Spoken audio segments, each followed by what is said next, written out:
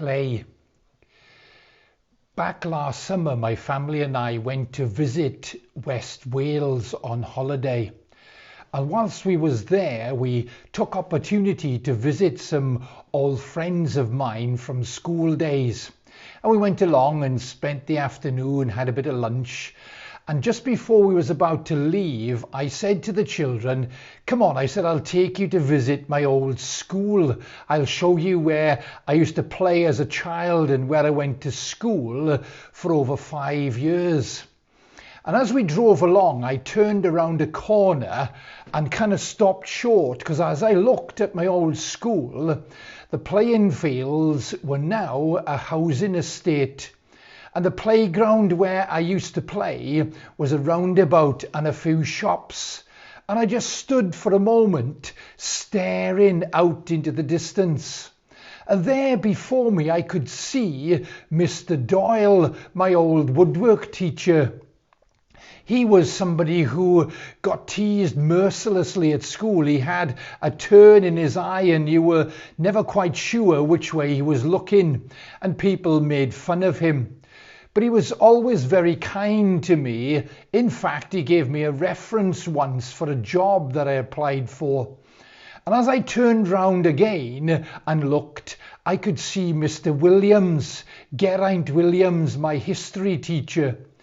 Long before the days of computers and PowerPoint and smart boards, you'd go to Geraint Williams's lesson and he would say, are you ready? And you'd say, yes, sir. And he'd dictate for over 40 minutes.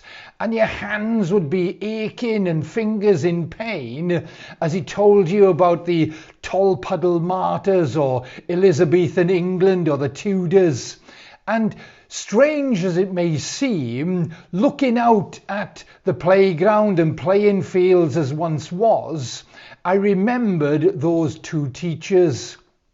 That was over 40 years ago, and yet it was as fresh in my mind as if I was there yesterday. All of us are moulded and shaped by the experiences growing up and throughout our lives. And we meet people and people come into our lives and go out of our lives. And each of those experiences has something which moulds and shapes us. There's an Old Testament story in the book of Jeremiah, chapter 18. Jeremiah the prophet is asked by God to go down to the potter's house and see the potter working at the wheel. And he goes down and the potter is shaping a vessel made of clay. And just in a few minutes, you can shape a vessel made of clay into a little pot. And the scripture says that the vessel that the potter was making of clay became marred in the potter's hands. It became ruined in the potter's hands. And as Jeremiah looks, the potter starts to reshape the pot, and made out of exactly the same clay, what he fashions this time is radically different. And God says to Jeremiah, cannot I do with you as the potter does with the clay? You are clay in the potter's hands. I don't know about you, but when I reflect upon that story, I think about the clay and the potter, but I also think about the illustration of being clay in the hands of the potter who is God. All of us are shaped and moulded by the experiences of our lives. And sometimes those experiences are challenging, sometimes those experiences are difficult, sometimes those experiences shake us to our core. There may be other occasions when the experiences of life are joyful, are upbeat, are pleasant, and people and places that share our lives mould our experience. As I stood with my children on the edge of the old playing fields, on the edge of the old playground, I was taken back to experiences over 40 years ago.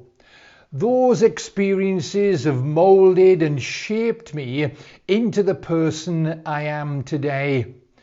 I speak in an accent that comes from my childhood, even though I've lived in England for over 30 years. I sound as if I've just arrived. Moulded and shaped by the experience of our lives. The clay is exactly the same as it was when the potter held it in his hands. And yet, held in the hands of God, the experience of being moulded and shaped by God defines the people we are today. I wonder, as you reflect upon your life, as you look back upon the people and places you have been, those things that have shared your experience, can you think of times when you were moulded and shaped? When those rough edges were kind of smoothed away, when those wrinkly bits were ironed out, when those gnarls and edges became smooth. God says to Jeremiah, "Cannot I do with you as the potter does with the clay?"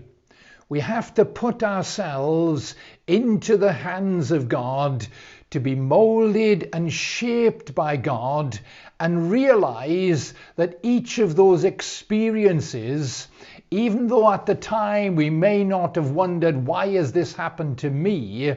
God is moulding and shaping us into the people he wants us to be. Clay.